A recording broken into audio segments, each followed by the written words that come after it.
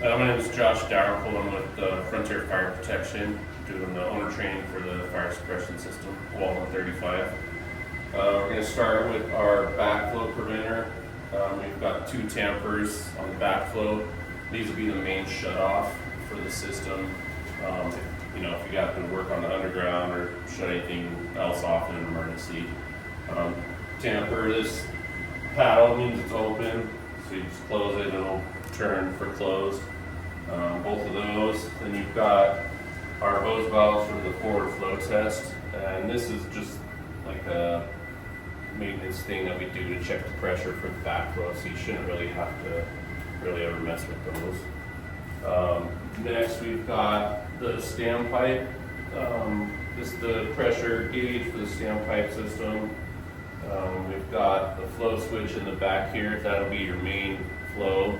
So if the head goes off, that'll go first, and then you have a flow for whatever floor control to tell the fire department where the flow is coming from. Okay. This is your main test and drain. If you need to drain the standpipe for any reason, maintenance it, you can shut the control valve back here, open the drain, it'll drain all the standpipes down. Okay. Next we have the dry system valve, control valve. This is the water gauge for the water that's underneath the clapper for the dry system.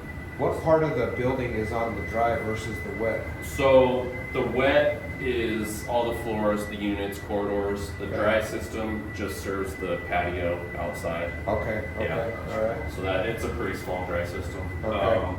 So yeah, you got your water, then you'll have your clapper. Obviously, like I said, that it's got air above it. This is your air pressure that holds down. If that activates, that clapper will pop up, and then you'll get your water after that in the system. This is your alarm test. So if you do have that flow, that'll go off and indicate flow for that dry system. This is your pressure switch, which that'll tell you if you have a low air. So if for any reason there's a leak or the air drops, which the compressor will maintain that. Okay. That's what the air compressor is for, to just kind of bump it. If temperature change or whatever, it'll keep it maintained at that 16 pounds.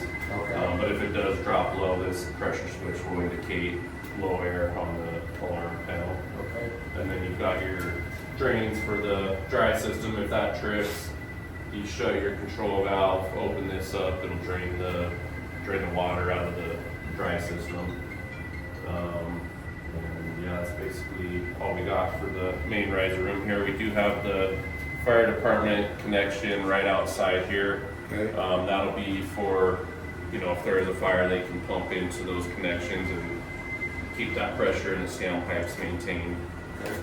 We also do have a extra head box here with extra heads, head wrench, few escutcheons. Most likely it would be us coming out to change a head or fix one, whatever. But we have an extra supply of those. And yeah, that's basically it for this room.